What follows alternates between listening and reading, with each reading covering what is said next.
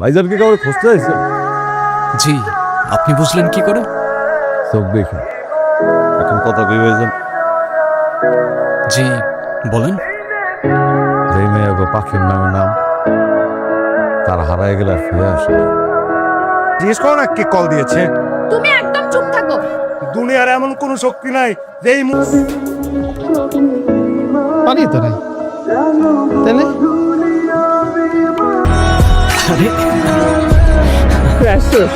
হ্যাঁ,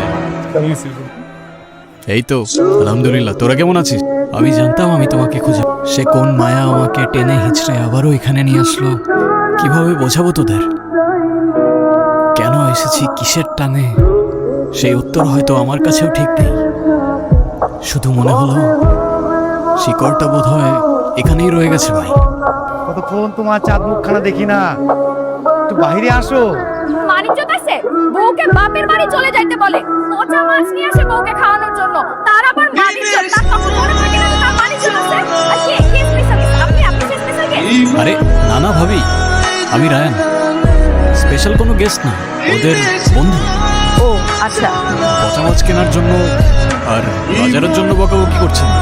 ভাবি আসলে চায় তোর পুরো মনোযোগটা যেন ভাবির উপরে থাকে। আমি আসলে একটা মেয়ের খোঁজে এসেছি। ওর সাথে আমার প্রথমবার ইনস্টাগ্রামে কথা। প্রথম দিকে তো আমি তেমন একটা পাত্তা দিইনি, ভেবেছিলাম টাইম পাস করার জন্য কোনো ফেক আইডি হবে হয়তো। তারপর ধীরে ধীরে ও আমার খুব অদ্ভুতভাবে খেয়াল নিতে শুরু করে। আমি কখন খাই, কখন ঘুমাই, কি কি করি, এমনকি আমার মন খারাপের দিনগুলো ও দূর থেকে কেমন যেন বুঝে ফেলতে পারে। ঠিকানাটা বল না। ঠিকানা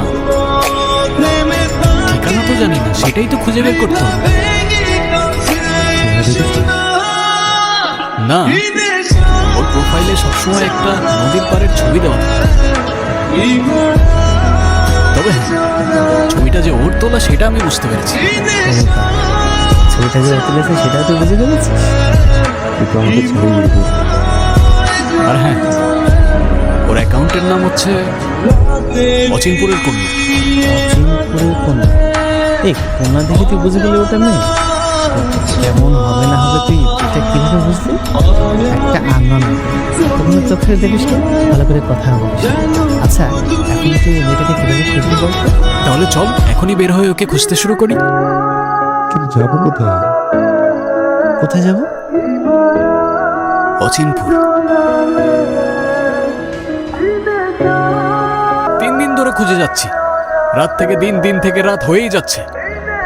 দোস্ত আমাকে আর কালকে দিনে সময় দিন, আমি যদি না বের করতে পারি আমি আমার চাকরি ছেড়ে দেবো। যা, চ্যালেঞ্জ করবো দোস্ত। দোস্ত তুই জাস্ট একটা ক্লু আমার দে, আমি 1 মিনিটের মধ্যে তোর ভালোবাসাকে তোর চোখের সামনে নিয়ে আসবো। পেয়েছি। পেয়েছিস?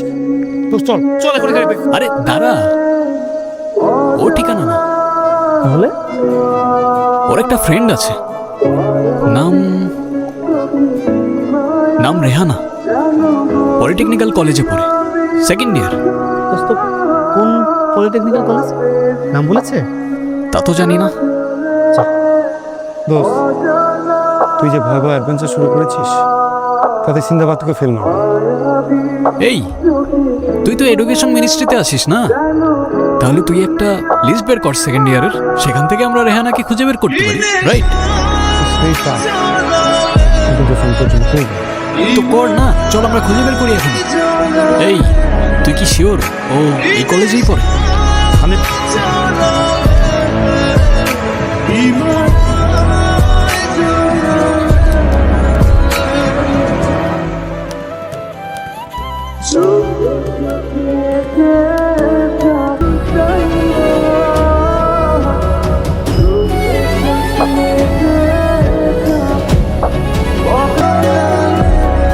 কবে আসলেন? এই তো বেশ কিছুদিন হলো। গ্রামের অলি গলি রাস্তাঘাট, তোমার কলেজে, কোথায় কোথায় খুঁজি নাই তোমাকে আমি। আপনি এখানে এসে কাজটা একদমই ঠিক করেননি। এর থেকে ভালো কাজ হয়তো আমি আমার জীবনে আর একটাও করি। অন্তত অচিনপুরের সেই কন্যাকে দেখতে তো পেলাম। দেখতে এসেছেন, দেখেছেন, এবার চলে যান। মানে আমি তোমার জন্য এত দূর থেকে আসলাম, এত কষ্ট করে তোমাকে খুঁজে বের করলাম আর আসতে না আসতেই বিদায় দিয়ে দিলে। আগামী শুক্রবার আমার বিয়ে। তোমার বিয়ে? আন্টি আসসালামু আলাইকুম।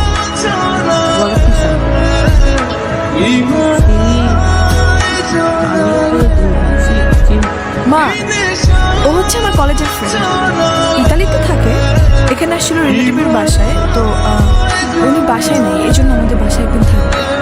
একটা দিনই মাত্র, আর আমি তো আপনার ছেলের মতোই বলেন। আর তাছাড়া বাইরে থাকার মতো কোনো জায়গাও পাচ্ছি না, ছেলেকে এভাবে বাইরে দাঁড় করিয়ে রাখবেন?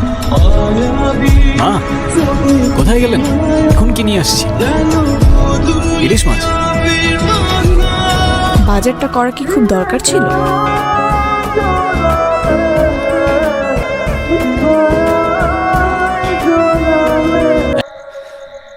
এই নিন গুড়মুড়ি, আমাদের এখানে সন্ধ্যাবেলা এটা খায়, আপনি খেয়ে দেখতে পারেন, ভালো লাগবে। তাই নাকি? দেখি তো, নাও তুমি নাও। খা। তো কে জিতলো? বাহ, বেশ মজা তো, ওই জিততেছে। ভাইয়া ভাইয়া আমাকে একটা গল্প শোনান, আমার সবসময় ঘুমানোর আগে গল্প শোনায়। গল্প? শুনুন গল্প। গল্প শুনবে?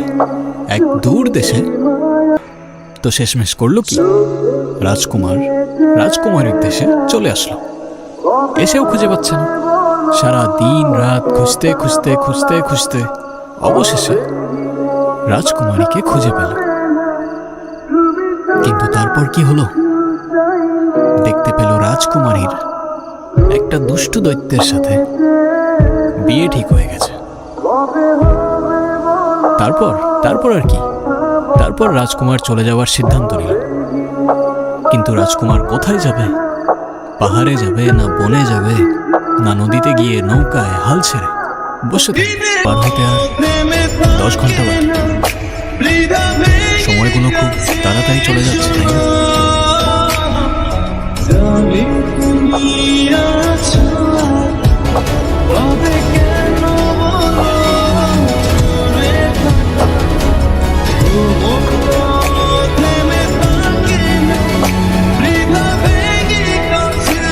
সিগারেট খাওয়া ভালো না, স্বাস্থ্যের ক্ষতি করে, আর খাবেন না। ঘুমিয়ে পড়ুন। ভালো থেকো আর সবাইকে আগলে রেখো। আসি।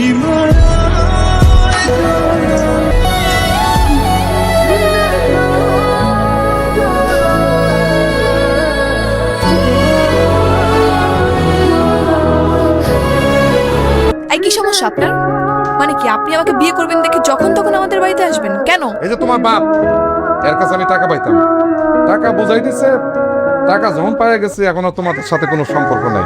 বাবা, তুমি টাকা পাইছো কই? মারে, তুই যারে আমাদের বাড়িতে বন্ধু বানিয়ে নিয়ে আসছিলি, ওই ছেলেটা কালকে আমার চেকটা দিচ্ছে। আমার তো বাবা মা নেই, দেশের বাইরে থাকি। এই এতটুকু মুহূর্তের মধ্যেই আমি বাবা মাও পেয়ে গেলাম।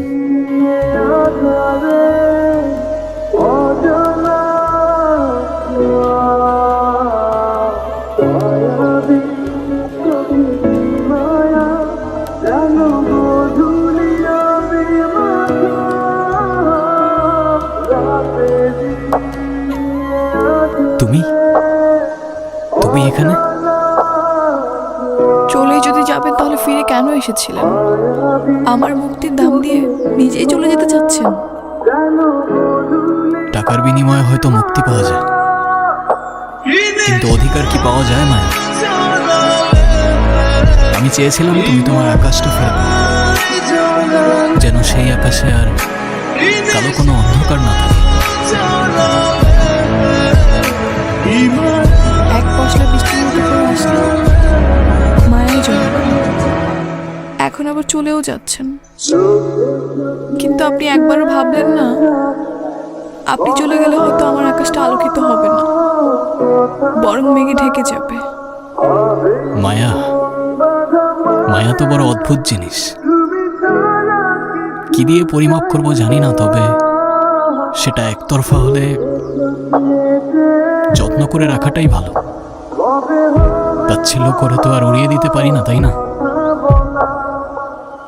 গন্তব্য জানা থাকলে ঠিকই ঠিকানা খুঁজে ফিরে আসা যায়, যেমনটা আপনি। আর কে বলেছে একতরফা?